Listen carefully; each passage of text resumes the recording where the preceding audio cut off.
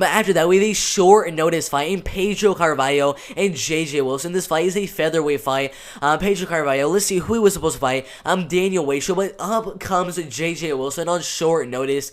He's an amazing striker. 7 wins and 0 losses. A very long fighter. A very tall fighter as well in the fight. Currently 5'11" inches tall, so the same height as Pedro Carvalho, but a 74-inch reach will definitely play a factor in the striking game against Pedro Carvalho in the fight. He is a younger fighter and 23 and 1.5 years old.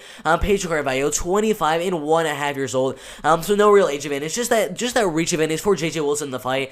Pedro Carvalho, in my opinion, has a little bit better grappling than JJ Wilson does, but JJ Wilson in the striking game, the man's an absolute beast. 7 wins and 0 losses. First round rear naked submission. First round rear naked submission. First round knockout. First round rear naked submission. A second round submission. A decision win. And a first round TKO win over Sergio Debari. The betting odds for the fight, I believe, are very, very close, with Pedro Carvalho as a minus 145 favorite, I believe, in the... Sorry, I had a burp. A minus 145 favorite in the fight. He's a very, very good grappler. Most of his wins are coming by submission, I believe. 6 submission wins, 3 decision wins, and 2 KO TKO wins. So it's either Pedro Carvalho gets the fight to the ground and makes it more of a grappling and wrestling type of fight. He also has some pretty good striking as well. That is why he is the favorite, because he is going to have that grappling advantage and also has very, very good striking and can definitely compete with a guy like JJ Wilson.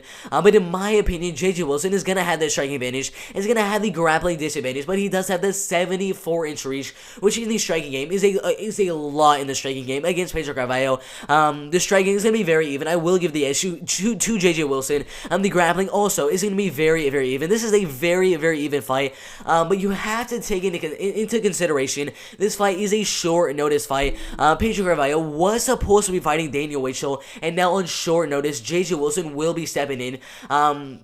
It's just a really, really close fight. If JJ Wilson had a full training camp, I'd probably be going JJ Wilson 100% to win the fight. But I think it's a much, much closer fight, considering this is a short notice fight against Pedro Carvalho, a top 5 featherweight fighter in the world, on short notice. That is a really tall task for JJ Wilson to do on short notice. But this should be a very, very interesting striking fight, a very interesting grappling fight. I might be going with the underdog here.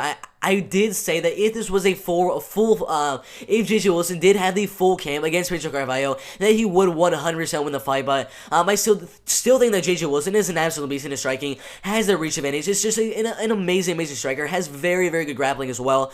So I think the grappling is going to be very, very even. But in the striking game, with that reach advantage, with his head movement, with his movement in the striking game, he moves so well. So I think he will do much better in the striking game. Defense on the takedowns and keep the fight on the feet for the most part. And this is the first underdog I have for Bellator 257. And I have JJ Wilson winning the fight, an undefeated featherweight fighter in this fight, winning the fight by unanimous decision. Should be an amazing, very, very close featherweight fight between Pedro Carvalho and JJ Wilson. But I do have JJ Wilson winning the fight by unanimous decision.